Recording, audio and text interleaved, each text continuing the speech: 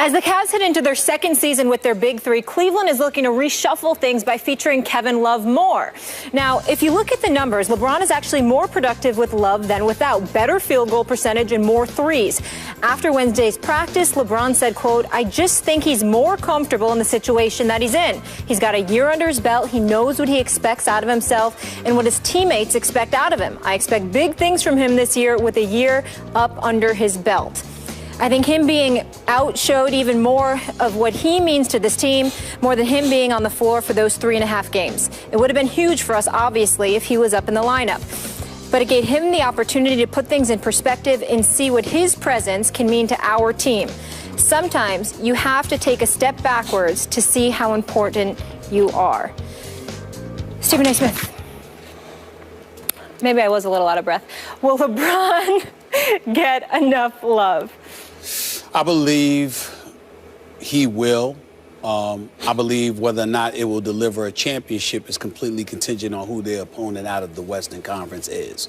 I think there are certain teams that the Cavs can compete with and beat, but I think that there are other teams that they're probably not going to beat if they were to face in the finals, particularly the San Antonio Spurs. I think they'd have a better shot against OKC because you could still do some posting up, even though Enes Kanter back there as a legit big man does pose some problems that the Kendrick Perkins, Serge Ibaka trio duo could not pose when Miami played Oklahoma City years ago. Having said all of that, I think that if LeBron were completely honest and completely forthcoming, he would realize he ain't talking about Kevin Love. He's talking about LeBron James.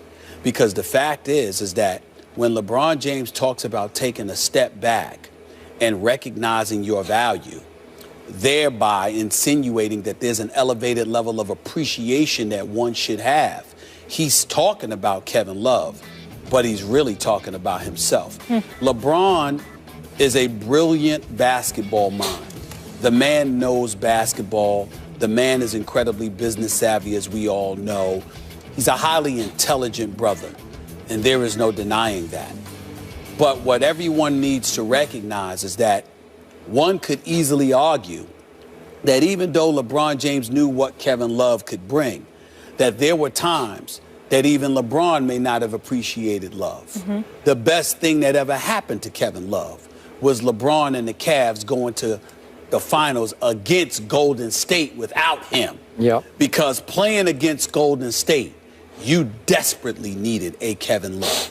You desperately needed somebody that LeBron could kick the ball out to when he was getting attention, that could drill shots. It was supposed to be J.R. Smith. Let's put things in its proper perspective. The Cleveland Cavaliers lost Game 1 of the NBA Finals. That game went to overtime. LeBron had 44 that game. He had to do everything. Kyrie Irving practically on one leg with a very, very bad knee, which was exhibited throughout the conference finals against Atlanta when his daddy and his agent and everybody close to him didn't even want him to play. Kyrie Irving went out there after 9 days rest, played in Game 1, had 23 points, 7 assists, and oh, by the way, was defending Steph Curry and doing a pretty damn good job of it. And then he went down in overtime. And when that happened, the Cavaliers lost that game. Then without him, came back and won games 2 and 3 with Matthew Dellavedova. So if J.R. Smith gives you anything, or as somebody playing the role that J.R. Smith was asked to play, then imagine what they would have done. If we can see that, you don't think LeBron sees that? You don't think that he sees that we're talking about a guy in Kevin Love that literally, outside of his injury season in 2012, 2013, when he only played 18 games, the dude averaged 26 points the season before that and the season after.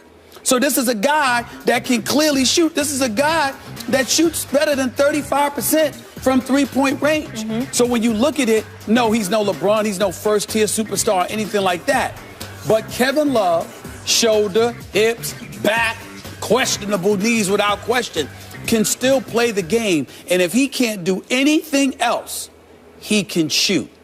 And LeBron, I think, realizes and appreciates that. I'm not saying he always knows, but he appreciates it even more because had Kevin Love been healthy enough to play in the NBA Finals, I believe we'd be sitting here today with the Cleveland Cavaliers as the NBA champions.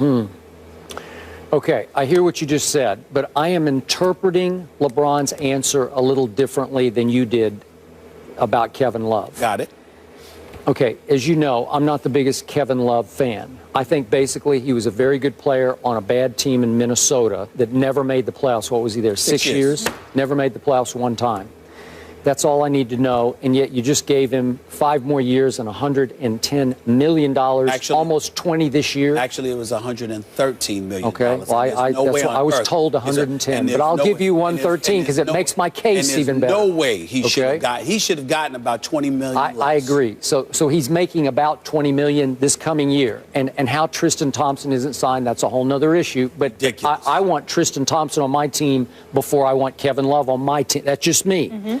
Okay, so I think, speaking of my San Antonio Spurs, who I believe, and I'm surprised you said this, you think the Spurs would beat the Cavs if they meet in the finals. Yes, as of right now. As of right now. Okay, I'm with you on that. But speaking of the Spurs, I think LeBron is, in the back of his mind, thinking of the Pop model, that he really does want to finally back off as he gets into his early 30s and reduce his minutes, especially in the first half of the season, where you just don't just take yourself out of the game. You know, you're the unofficial head coach of this team, so just pull yourself out occasionally and leave it to Kevin Love. So he's not talking about Kevin Love being a co-star or a complimentary star to him. He's talking about him being a substitute, basically, for LeBron. Let LeBron sit and watch Kevin Love be Kevin Love a little bit more the way he was in Minnesota, because you're right. He can score, he can rebound, but I'm also going to remind you that 16 times last year he did not play in the fourth quarter.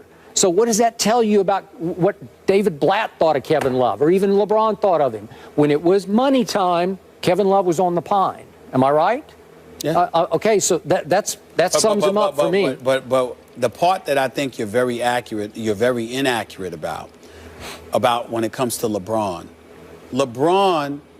for the most part, did not sit there and try to tell David Blatt, who should play. LeBron may have been, may have had dominion when it comes to what LeBron wants for LeBron. Yeah. Meaning that if he didn't want to come out, he wasn't coming out. If he didn't feel like, running a particular play, I saw him just scratch, and he admitted that he just scratched what David Blatt suggested in the finals. Yeah. There's no question about that. But I don't think that LeBron, during the season, was like, nah, Kevin Love should have been in the fourth quarter. I don't think that happened. That's when you leave. Well, it to who made coach. the choice? David Blatt. Okay, that's fine. Blatt made those calls. So I'm just saying that when you talk about LeBron and the usage of what have you, LeBron, if he wants to take himself out, he's going to take himself out. If he wants to play those minutes, he's going to play those minutes. Where LeBron's that's where he's going to have the say. But when he's looking at other guys, he wants to see that dog in you. He wants to, when he took the pictures with Iman Shumpert and J.R. Smith and Mosca and Tristan Thompson, rather than those boys, he's talking about rough riders who he's comfortable going to war with. And I think that sitting back and losing to Golden State, he could sort of understood, or something he probably already knew. Everybody can't be him, and everybody can't be those rough riders, but that doesn't devalue them in certain situations. Okay. Over the course of a marathon 82-game stretch, I agree. have a point. I'm with you. But come playoff time, it ain't about any of that. What is your skill set? What do you bring to the table? Good Lord, Kevin Love can shoot. Sure he can. For some reason, when J.R. Smith can't shoot, he can't seem to do anything else, which I find inexcusable because he's too talented to be one-dimensional. So Kevin Love can shoot the basketball. I'm going to need him if I go against San Antonio with Tim Duncan and LaMarcus Aldridge. I'm going to need him if I go against Blake Griffin and DeAndre Jordan. I'm certainly going to need him if I go against Golden State, because if I'm LeBron, I can post. But I need somebody to kick it out to that can help me spread the floor because they're draining three-point shots. Kevin Love may not be that dog with that personality that you like to hang around with and be around. But he can play. So use him. Okay. And remember, LeBron did call out Kevin Love on social media last year. Remember that? Yeah. Okay. So it appears things are heading in the right direction. More trust there. Speaking of love, Cam Newton is getting a lot of love right now with a 3-0 start, but is he MVP worthy? Go to Twitter and vote yes or no using the hashtag MVP for Cam and let us know if you think he's worthy of that title. Meanwhile, a recent study shows some very interesting information regarding brawls during Major League Baseball. We'll dive into that